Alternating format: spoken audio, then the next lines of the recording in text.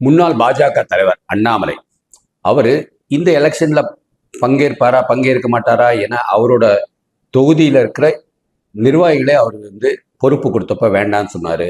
அது கொஞ்சம் இன்னும் சர்ச்சையெல்லாம் ஓடிட்டு இருந்துச்சு. அப்புறம் நிறைய பிரச்சனைகள் அண்ணா திராவிட முன்னேற்ற கழகத்தினால பிஜேபிக்கு வந்துச்சு.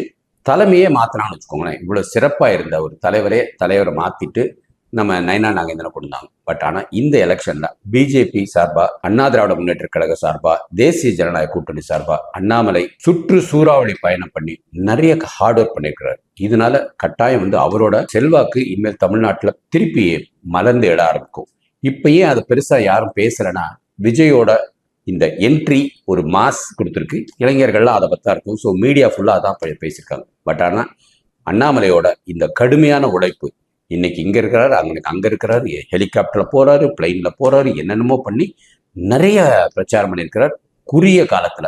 அதனால அண்ணாமலையோட தலைமை மீண்டும் மலர ஆரம்பிக்கும். நம்ம அண்ணாமலைட்ட உண்மையான அரசியல் என்னங்கிறது கத்துக்கலாம். எதிர்மறையா தான் அவர் எல்லாத்தையும் முன் எடுத்து வைப்பாரு. இருந்தாலும் அவருக்கு திமுக மேல இருக்கிற கோபம் ரொம்ப ஆழமான கோபம். ஏன்னா அவரோட சிந்தனையில திமுக மண்ணுக்கடியில நிறைய வேலைகள், நிறைய தீமைகள் செஞ்சிருக்காங்க. அவங்களுக்கு ஒரு எதிர்காலமே இல்லைங்கிறது திமுக காரங்களுக்கே தெரியும். இருந்தாலும் திருப்பி திருப்பி திருப்பி மக்களை ஒரு மாதிரி ஏமாத்தி அவங்களுக்கு ஏதோ ஒரு பொருள் கொடுத்து அவங்களுக்கு வேலை கொடுக்குறேன்னு சொல்லி எதையாவது பண்ணி திருப்பி திருப்பி அரசியலுக்கு தமிழ்நாட்டை ஒரு பாழடைஞ்ச 10 லட்சம் கோடி கடல்ல கொண்டு வச்சிருக்கிறாங்க.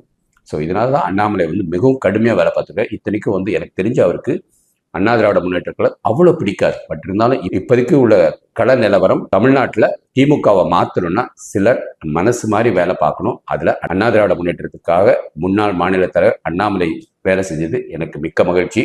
வாழ்க பாரதம், வளர்க தமிழ், ஒளிரட்டு தமிழகம்.